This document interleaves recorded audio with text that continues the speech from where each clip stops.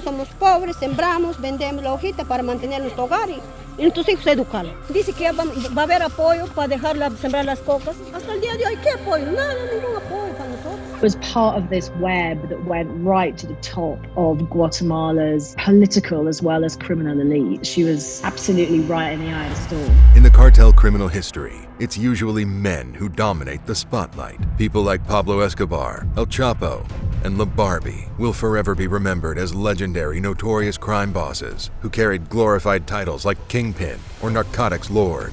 There are barely any places for women in the narcotics world. However, there are special cases where renowned female cartel bosses have risen to power, such as the case of Sebastiana Caton Vasquez, a name that struck fear into the hearts of many in Guatemala and beyond. A once struggling single mom, she rose to prominence as one of the most brutal narcotics lords the country had ever seen. Sebastiana Caton Vasquez wasn't born into a crime or powerful family. She didn't start at the top of the food chain, quite the opposite. Vasquez's story begins in the humblest of settings. She was raised in poverty, and her childhood was marked by hardship and limited opportunities. Vasquez was raised in the town of Malacatan, located on the Mexican-Guatemalan border, which was riddled by narcotics activities. She lived with an abusive and alcoholic father who constantly inflicted pain on her and her mother. According to Vasquez, she had witnessed her father get violent with her mother many times throughout her childhood. No child should have to witness such cruelty. As you can see, Vasquez's life didn't have a good beginning. The hardship that she had to endure was more challenging than anything we could have imagined. A home is supposed to be a safe place for you and your family, but as a young girl, she was afraid to be home. And unfortunately, her life became even more depressing and miserable when she reached the age of 18. Vasquez ended up being abducted by a man who forced her to become his wife. She had 5 children with this man, and much like her mother, endured all kinds of abuse from her said husband. She described this man as domineering and violent, and she had to live under this kind of treatment for years. What we see here is a crucial case of mistreatment of women due to a toxic patriarchal system. Clearly, this is something that was tolerated in the society in which Vasquez grew up. Almost every man around her was physically violent and abusive, which meant this wasn't only a domestic case, but a societal influence. How many women have you killed? Muchas. 15, 20. No sé, nunca los conté, pero... I mean, the frequency at which you're doing this suggests that you don't really have much faith in the justice system to catch you or to punish you.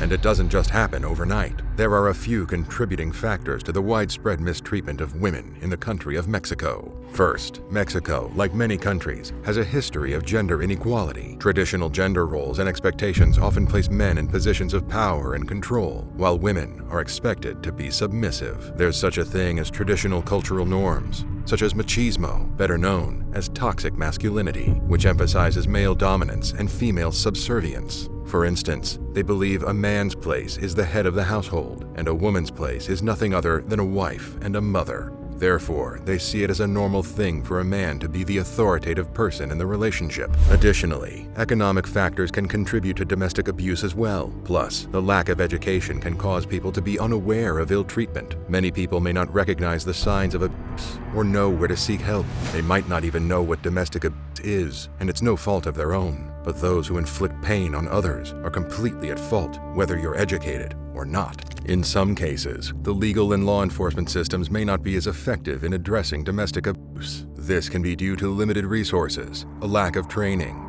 or corruption within these systems, making it difficult for victims to seek justice and protection. So it just contributes to this culture of impunity where the security forces can treat people, men and women, however they please, and there's very little comeback for them. Another valid reason is they don't care because they were raised in an environment where it's all right for men to exert authority over women. Keep in mind that when a large group of people does something for so long, they will think of it as normal. Lastly, dysfunctional family dynamics, intergenerational cycles of abuse, and a lack of proper role models for healthy relationships can all contribute to domestic abuse within families. Basically, If children grow up in a toxic environment, they will think that it's normal.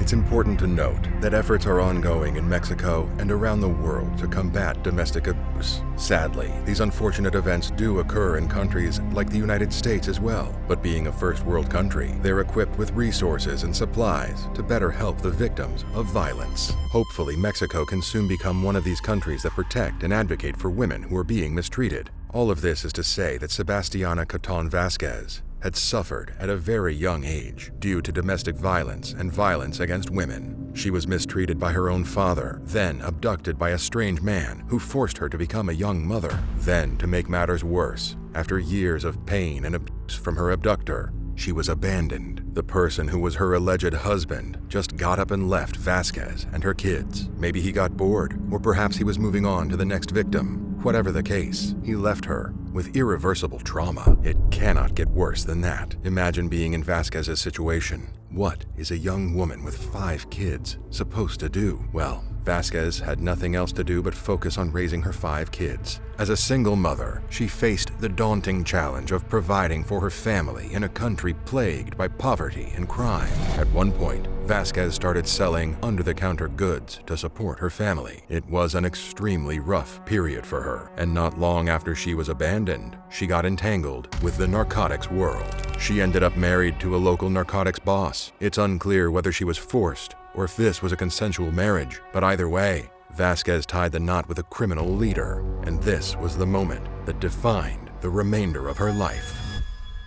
It was believed that Vasquez's husband, Juan Alberto Ortiz Lopez, also known as Juan Chamale, was a Guatemalan narcotics lord. Not much information is given about her husband's background other than he led one of the major criminal narcotics organizations in Guatemala and was considered a dangerous crime boss by the DEA. After her husband was arrested, Vasquez took over the organization and began her queenpin career. Even though in the narcotics trafficking industry, it's rare for women to take leadership roles, it isn't impossible. There have been cases where the wives of cartel or gang leaders would inherit or take over the business if something were to happen to their husbands. For instance, Emma Coronel Aispuro, who's the wife of the notorious Sinaloa cartel leader El Chapo, was known to be actively participating in his illegal affairs.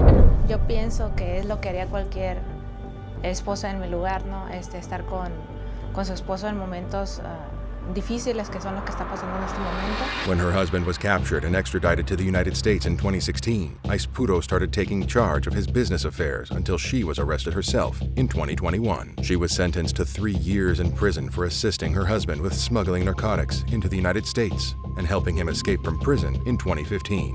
Out of prison and speaking out, the wife of notorious Mexican Lord El Chapo is breaking her silence just weeks after being released. Emma Coronel Aispuro was released from prison last month after serving about 2.5 years. She was released in 2023, and it's unclear whether she'll be going back to the crime life. So if you're wondering if there are any female cartel leaders out there, there are. They're just not as well recognized as men, or they're usually known as the narco's wife or mistress. A few women have managed to climb the ladder of success in the narcotics smuggling industry like Vasquez. Still, it doesn't mean her life has become any better. After her husband's arrest, she became a single mother again. But this time, she was left with a large net worth in terms of a criminal organization and tons of narcotics. Vasquez replaced her husband as the leader of the cartel and took the business to another level. Maybe because she's a gifted businesswoman, or she really wanted to be great at what she did. But as soon as Vasquez took over, the cartel became a success. She even developed her own alias. People knew her as Tana or Doña. At one point, it was reported that her cartel was responsible for transporting at least 40 tons of coke into Central America. Besides narcotics trafficking, she was also involved in money laundering. But Vasquez managed to make it seem legitimate by opening up many businesses and claiming them as real estate.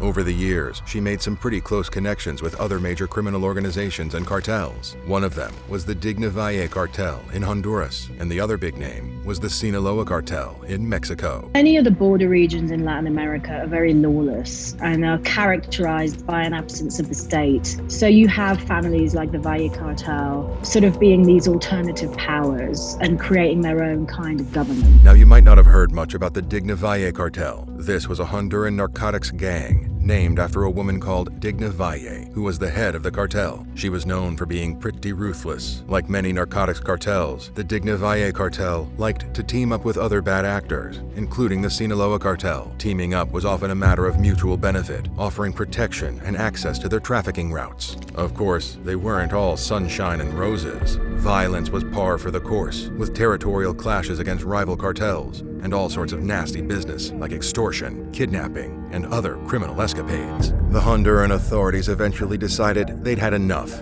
and launched major operations to take these guys down. Over time, the cartel faced mounting pressure from law enforcement and rival cartels. As a result, the Digna Valle cartel's influence and activities took a decline. They might not be as famous as the major cartels in the narcotics world, but their impact was felt when they smuggled tons of narcotics into Guatemala in the early 2000s.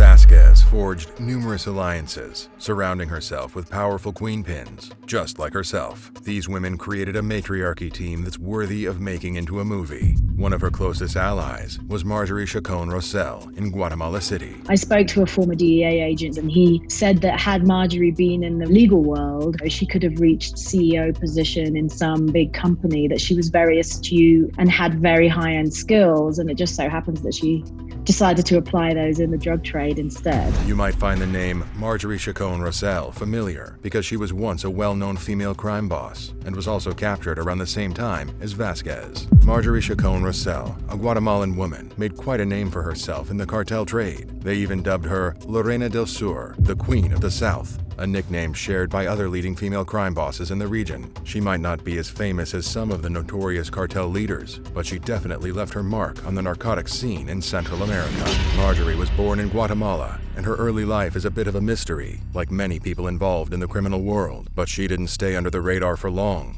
She jumped into the narcotics trade, especially dealing with cocaine, and helped move it around Central America. She had ties with a bunch of cartels and shady outfits, including the heavyweight Sinaloa cartel. One of her standout skills was in money laundering. Marjorie ran an extensive financial network, taking the dirty money from narcotics trafficking and making it squeaky clean through legitimate businesses, investments, and financial institutions. Marjorie Chacon Rossell faced legal troubles in multiple countries, including the United States. In 2012, she was arrested in the United States on narcotics trafficking and money laundering charges. Her arrest hit the Sinaloa cartel's Central American operations pretty hard. Now here's where it gets interesting.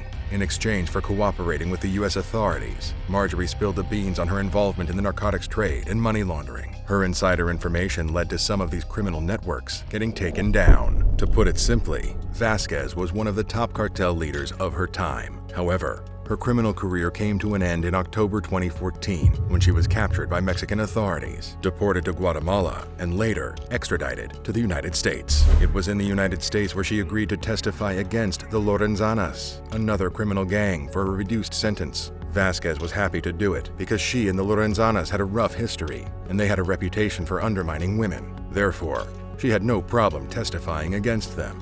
Vasquez helped authorities put away the Lorenzanas for life, while she received a shorter sentence and was released in 2019. It was reported that Vasquez returned to her hometown, Malacatan, after her release. It's unknown whether she returned to her old ways of life or settled down with her family and children again. Sebastia Caton Vasquez's transformation from a struggling mom to a feared cartel boss is a captivating example of how people's lives can take unexpected turns. Her story highlights the challenges and risks in the narcotics trade and makes us think about the larger consequences of these criminal activities. Do you think Sebastiana Caton Vasquez's fate was just, or do you think she should have gotten a better ending? Please share your thoughts in the comments. Also, don't forget to like, subscribe, and ring the bell for notifications.